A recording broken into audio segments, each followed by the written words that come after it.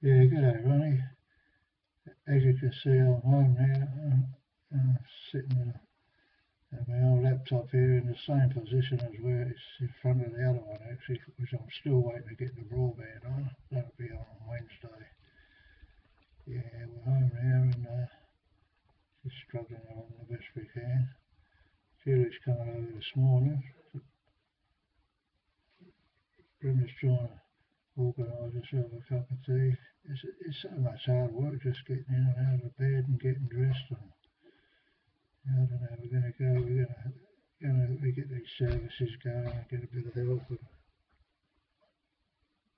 we might be okay. So I just thought I'd just send you a few words. I got your message today. Yeah, that's okay if you can't contact me very often. Yeah, I'm rubbed up here in a bloody big coat and a beanie.